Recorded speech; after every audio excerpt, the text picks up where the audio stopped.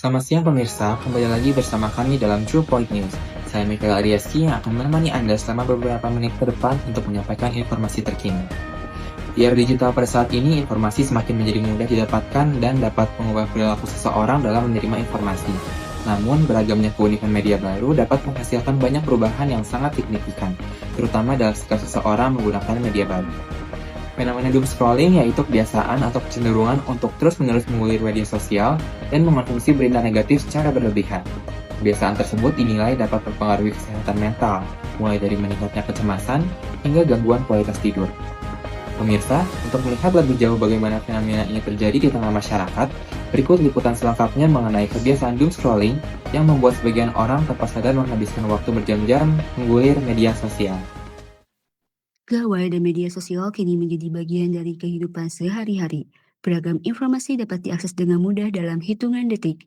Namun, kemudahan tersebut juga melahirkan fenomena doom scrolling, yaitu kebiasaan menghabiskan waktu secara berlebihan untuk melihat berbagai informasi, terutama berita-berita negatif di media sosial.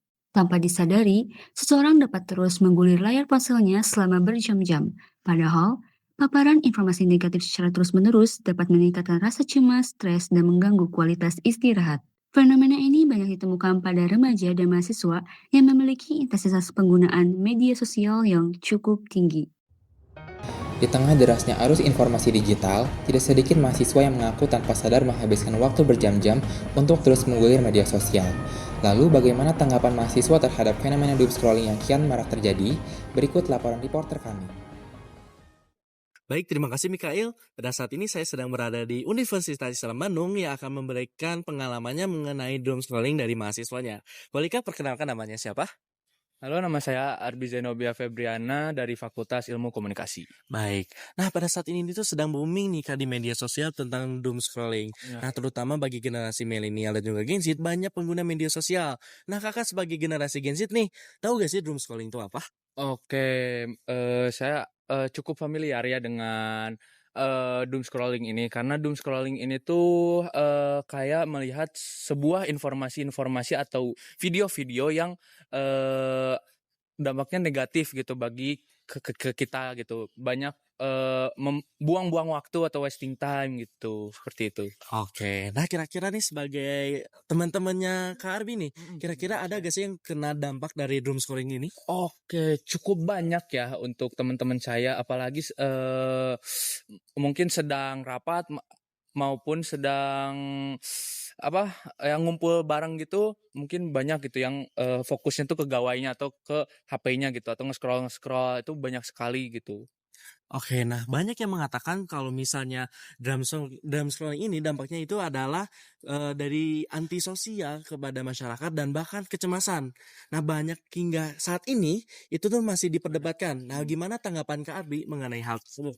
Oke, tanggapan aku untuk kecemasan sosial ini tuh mungkin pasti terjadi ya, pasti terjadi gitu karena banyaknya berita-berita yang belum aktual gitu dari pemerintah atau di media-media tuh banyak yang berita hoax-hoax gitu. Jadi membuat kecemasan sosial gitu bagi masyarakat maupun mahasiswa.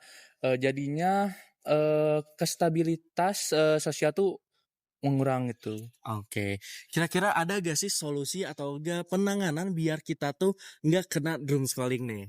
Oke, mungkin solusinya untuk mengurangi doom scrolling ini tuh bagi saya tuh bangun pagi langsung kegiatan positif gitu. Jangan langsung main HP gitu. Mungkin beberes kamar tidur atau gambar atau baca-baca atau aktivitas fisik misalnya olahraga dan juga membatasilah untuk penggunaan gawai. Misalnya sejam atau enggak 2 jam maksimal seperti itu. Baik, terima kasih banyak ya Kak atas tanggapannya. Nah, pemirsa sangat berpengaruh sekali dari doom scrolling ini dan bahkan ke kehidupan kita juga sangat berpengaruh. Mungkin itu saja yang akan saya sampaikan. Saya Fahmi kembali ke studio. Pemirsa, kemudahan mengakses informasi melalui media sosial memang memberikan banyak manfaat. Namun, di balik kemudahan tersebut, muncul fenomena doom scrolling yang membuat seseorang terus-menerus terpapar informasi negatif tanpa disadari. Kebiasaan ini dikhawatirkan tidak hanya memengaruhi kesehatan mental individu, tetapi juga dapat berdampak pada kualitas interaksi sosial di tengah masyarakat. Lalu, bagaimana pandangan ahli psikologi mengenai fenomena tersebut? Berikut laporan reporter kami.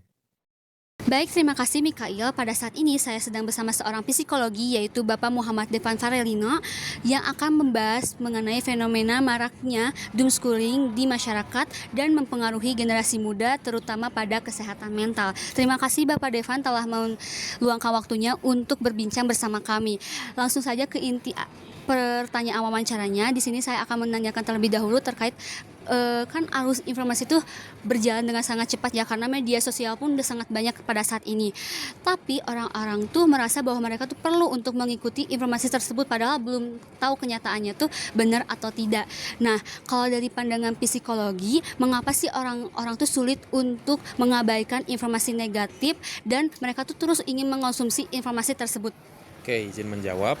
Jadi sebenarnya secara alami otak kita itu memiliki kecenderungan untuk lebih cepat merespon hal yang sifatnya itu mengancam ataupun menakutkan. Karena tujuannya itu untuk melindungi diri. Akibat yang terjadi adalah kita menjadi penasaran dan juga terus-menerus ingin mencari informasi.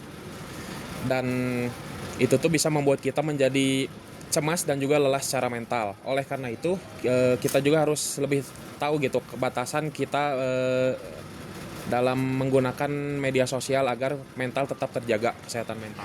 Nah, saya juga membaca bahwa banyak penelitian yang memaparkan bahwa kalau kita terus-terus terpapar informasi negatif akan memengaruhi kondisi emosional diri kita juga.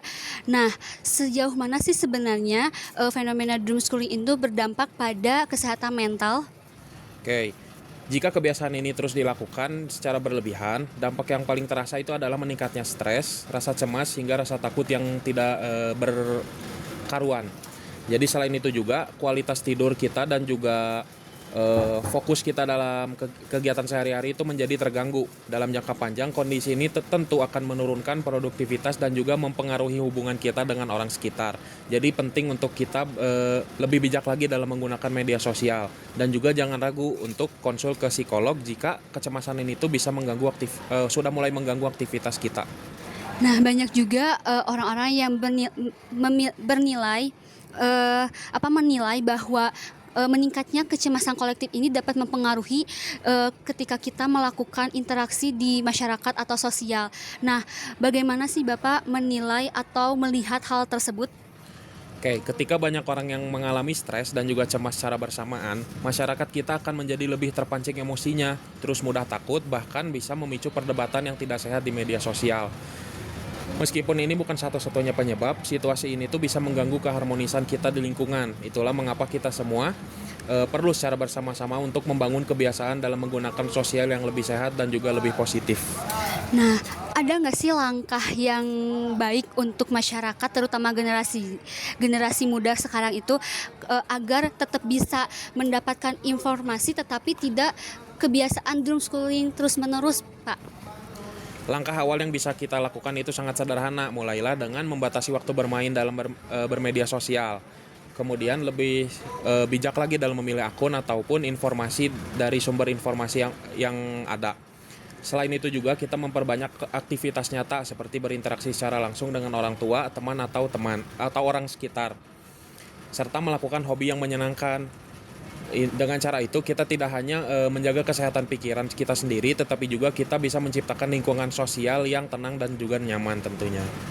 Wah, terima kasih banyak ya Bapak Devan atas pandangan dan jawabannya terkait solusi terkait fenomena doomschooling ini. Nah, teman-teman, tadi kan aku udah berbincang sama ahlinya, yaitu ahli psikolog terkait fenomena doomschooling di kalangan masyarakat, terutama di era digital pada saat ini. Ternyata fenomena itu cukup perlu perhatian banyak dari semua kalangan, karena kebiasaan kita doomschooling itu kan jelek ya, karena bisa mempengaruhi kesehatan mental kita. Nah, mulai sekarang ayo kita coba untuk membiasakan diri untuk membangun kegiatan media yang sehat dan menjaga kondisi kesehatan mental kita dengan tidak melakukan penontonan atau melakukan penyaringan informasi yang negatif. Begitu saja dari Halo Halimatus Sadia dari Pelayanan Psikologi Jawa Barat. Kembali lagi ke studio. Demikian informasi yang dapat kami hadirkan pada kesempatan kali ini. Terima kasih atas perhatian Anda. Saya Mikael Aryaski beserta seluruh kru yang bertugas pamit undur diri. Tetap bijak dalam menggunakan media digital dan sampai jumpa dalam True Point News berikutnya. Selamat siang dan salam informasi.